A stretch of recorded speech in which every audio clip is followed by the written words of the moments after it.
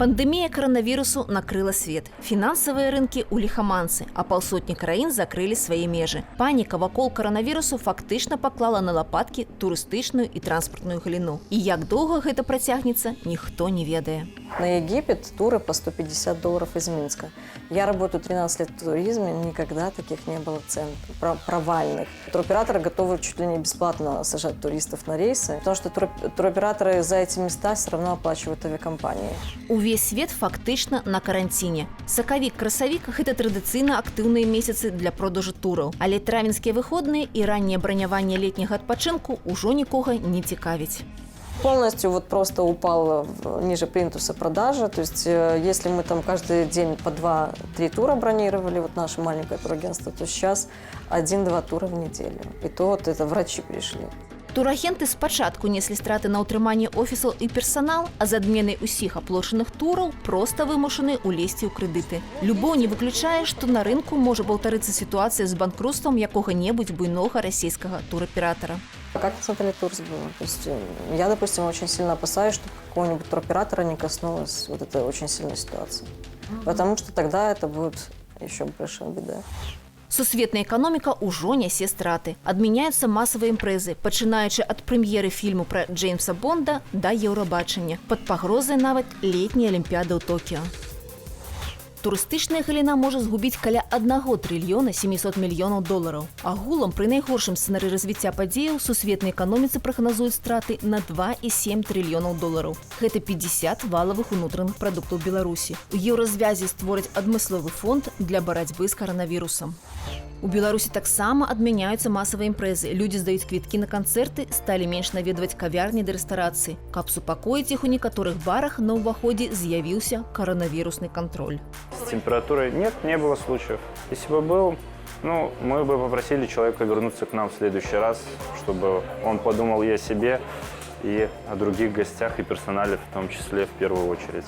Можна пабачыць у гэтым хайп, а можна і жаданне засцерагчы кліентаў ад магчымага зараджэння. Адміністрацыя купіла 2 бескантактныя тэрмометры, і кожны наведвальнік на ўваходзе праходзіць праз вымярэнне тэмпературы і антыбактэрыяльнае апрацоўванне рук. Мы закупили еще медицинский антисептик и выдаем их на каждый столик гостям бесплатно для дезинфекции рук. Работают они просто. Шмат хто забірае іх з сабой. Антысептыкі для агульнага карыстання з'явіліся і ў некаторых спортзалах і крамах, напрыклад, у Гіпа або Сімбальбай. Сам гэты апарат каштаваў 60 рублёў, а вось банка, по-моему, у раёне 5 рублёў. На фоне агульнай цікавасці да віруса гэта добрая інфанагода нагадаць пра сябе ў соцсетках і зрабіць імідж месца вольнага ад каранавіруса. І з іншага боку, гэта для наших супрацоўнікаў, паколькі гэта праца з грашыма, увесь час кантактам з людзьмі, таму для іх, працуючы на краме, падысці і там некалькі разоў за дзень апрацаваць рукі. Медычных масак для твару тут не прадаецца. Аднак вырас попыт вось на такія шалікі. Пасля таго, як Павел выклаў фота ў соцсетках з тлумачэннем, як іх можна насіць замест масак, продажы шалікаў шалёна падскочылі. І калі бачыш людзей, якія цябе насцярожваюць, ці ты думаеш, а можа яны і сапраўды чымсьці хварэюць, то можна зрабіць вось так. І схаваць і свой нос і рот. Страты эканомікі Беларусі ад каранавіруса у нас наўрад ці хто падлічыць, каб не турбаваць народ кепскімі навінамі. Але відавочна, што добра ад яго пакуль толькі тым, хто перапрадае медычныя маскі для твару і антысептык для рук. Што ўлада лічыць рэальнымі пагрозамі і хто, так бы мовіць, замаўляе музыку. Автомобиль наш будет изъят, так как является вещдоком. Недаром говорят, что всякие колбасы, сосиски, называют их деликатесами. Это еда не на каждый день. Ёсць на свеце людзі, которые так уладу любяць, што проста не могуць без яе жыць. Хлебам іх не кармі, дай толькі кім-небудзь пакіраваць. Таму яны да ўлады рвуцца, адарваўшыся, яе ўтрымліваюць з усяе сілы, а астатнія гэна церпяць. Чаму? Таму што ім гэна таксама, мабыць, выгадна. А калі ёсць выгада, то ёсць і нагода пагаварыць аб ёй у рубрыцы «Шалёныя грошы». Тое, што мы апісалі, завецца па навуцы сацыяльны кантракт. Тыпу таго, зямлю сялянам, ваду матросам, запушчу заводы, а вы за гэна мяне слухайцеся. Савецкія беларусы надта моцна баяліся капіталізму, і таму абяцанка пра запуск спрацавала. А выйшла ўрэшце тое, што і з зямлёю сялянам. Беспрацоўя фармальна амаль няма, але паўмільёна суайчыннікаў працуе за межамі краіны. Ну і ў прамысловасці занятых на 200 000 паменшала. У былых цэхах слаўных заводаў размясціліся крамы ды казіна. І ўсіх гэта задавальняе, бо сацыяльны кантракт мае не толькі фармальны бок, але і фактычны згоду па змоўчванні. Гэтая згода у беларускім выкананні палягае на тым, што ўлады не вельмі перашкаджаюць людзям, так бы мовіць, зарабляць. І шэры сектар складае ў прыбытках сем'яў прыкладна чвэрць. А яшчэ паглядзіце на графік. Начальства пільна адсочвае, калі не штатныя апазіцыянеры, а шырокія народныя масы бурчаць пачынаюць. Своечасовыя заявы наконт субсідый таму пацверджанне. А як жа вы хацелі? Яны хоць і камсамольцы, але камсамольцы калгасныя і добра разумеюць, што калі карову болей даіць і меней карміць, то эфект будзе толькі кароткатэрміновы. Таму вельмі важна сачыць за тым, што ўлада лічыць рэальнымі пагрозамі і хто, так бы мовіць, замаўляе музыку. Для кіраўніка-папуліста сітуацыі, у которых апошняе слова не за ім, а за рэчаіснасцю, як яна ёсць, самыя трывожныя. Першая рэакцыя супакоіць простого чалавека, бо яму ж галасаваць. Таму міністр, которому даручылі агучыць стратэгію рэагавання на сапраўдныя страшныя пагрозы, гаворыць зусім не пра грошы, за якія мы будзем купляць нафту, і не пра фінансаванне мерапрыемстваў, скіраваных супраць эпідэміі. Ён кажа рэчы неаспрэчныя і неабходныя. І гэнак папростаму сцвярджае, што, маўляў, на гэны год грошай нам хопіць. А ўжо прапаганда падае гэна як дасягненне. Але ж людзі не авечкі, і бальшыні не зразумела, ў чым сэнс дасягнення. У своечасовай раздачы грошай, которые дзяржава з іх жа і сабрала, чухаюць патыліцу і думаюць, а ці пра тое мы дамаўляліся? Бо самая галоўная сутнасць сацыяльнага кантракту палягае на тым, што людзі ахвяруюць часткаю свабоды і грошай, дзеля таго, каб дзяржава за іх думала, помсціла крыўдзіцелям, а галоўнае абараняла. Ну а дзяліць усе мастакі. Вось на гэтай пляцоўцы 4 гады таму месціўся аўтахаус, дзе Анжаліка набыла аўтамабіль для дачкі. І на 4 гады, як кажуць, прапісалася ў судах. Прадпрымальнік Дзяніс Сокал праз свой аўтахаус спакойна прадаў машыну, якой не меў права прадаваць. Через полгода нам позвонил следователь и сказал, что автомобиль наш будет изъят, так как является вещдоком. Уладальнік машыны перадаў яе з усімі дакументамі іншай асобе, спадару Дзешаву. Той выставіў яе на продаж у аўтахаусе ІП Сокала, а ён прадаў Анжаліцы. Вось усё, што ў жанчыны засталося ад яе. Доказательства у нас только, я делала запрос в ГАИ, и нам дала ГАИ бумагу вот эту. Вот наши доказательства, что мы купили автомобиль вот у этого человека. Угоду прызналі несапраўднай, значыць, кожны вяртае іншаму тое, што ўзяў. Аўтамабіль забралі, аўтахаус мусіў вярнуць грошы за яго Анжаліцы. Але тут высветлілася, што ў Дзяніса Сокала здарыўся патоп і ніякіх дакументаў не захавалася. Аўтамабіль Анжаліку ён не памятае і ведаць нічога не ведае. А пісьмовай дамовы паміж імі не было, толькі рахунак даведка. І суд бярэ і перакладае выплаты на спадара Дзешава.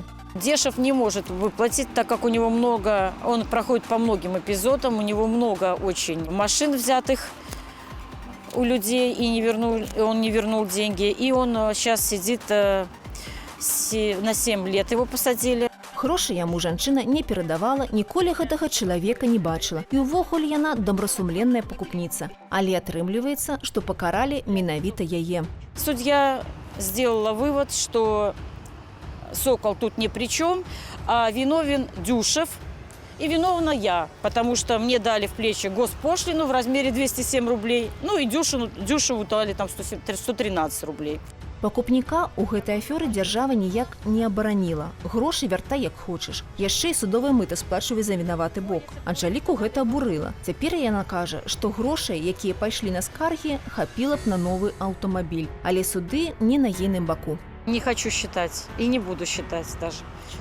Даже предъявить эти расходы некому, потому что даже с ИП Сокола их не возьмешь, потому что увидите, как он работает. Каб звярнуцца ў суд па абарону, трэба мець грошы на судовае мыта, працу адваката і экспертызу, калі яна спатрэбіцца. Самые дорогие дела с точки зрения расходов, с точки зрения времени, проведенного в судах. Как правило, это дела, связанные с признанием сделок недействительных, либо установлением фактов ничтожности сделки. Это дела, связанные с разделом жилых помещений. У маёмасных пазовах плата за разгляд справы ў судзе складае 5% ад кошту пазову. Пры падачы апеляцыі на рашэнне зніжка 50%. Адвакат бярэ як мінімум 300 рублёў за адно судовае паседжанне. А калі прызначыць экспертызу, рыхтуйце як мінімум 1000 рублёў, а то і больш. А справы бываюць розныя. Адна можа вырашыцца за одно паседжанне, іншая будзе цягнуцца гадамі. Гражданин может обратиться в территориальный орган исполнительной власти с заявлением, с просьбой освободить эту ипотеку от госпошлины. Не могу сказать на практике, как этот вопрос решается, потому что особо никто не обращается.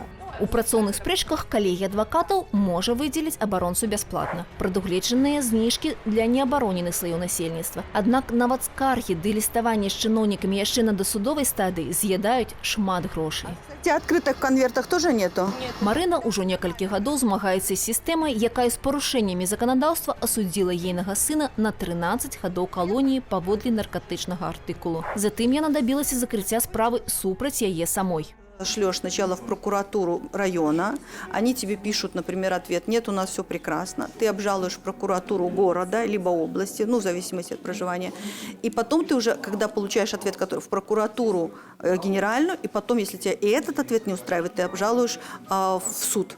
Усё робіцца толькі ў такой паслядоўнасці. Доказы аб парушэнні закону яна таксама збірае праз ліставанне з праваахоўнымі органамі. Стоимость такого письма от 2,5 до 5 рублей, потому что если это ЕМС, то это дороже. Аднак аперта каштуе 1 рубель 40 копеек, плюс папера, плюс бясконцыя ксеракопіі ды перасылка. Бывае, можна зэканоміць праз электронную пошту, але не ўсе электронныя звароты прымаюцца. Если вы пишете по закону об обращении граждан, то вы можете писать по электронной почте. Если вы пишете по Уголовно-процессуальному кодексу, если вы доказываете, что нарушена была статья в отношении вас, то тогда вы должны писать только по почте. И писать, ставить личную подпись. За 2,5 года Марына атрымала каля 200 лістоў ад праваахоўнікаў. Цяпер яна беспрацоўная. І каб працягваць барацьбу з сістэмай, вымушаная збіраць сродкі на гэта праз краудфандынгавую платформу «Мола-Мола». Бо абарона сваіх правоў забірае шмат грошай, здароўя і часу.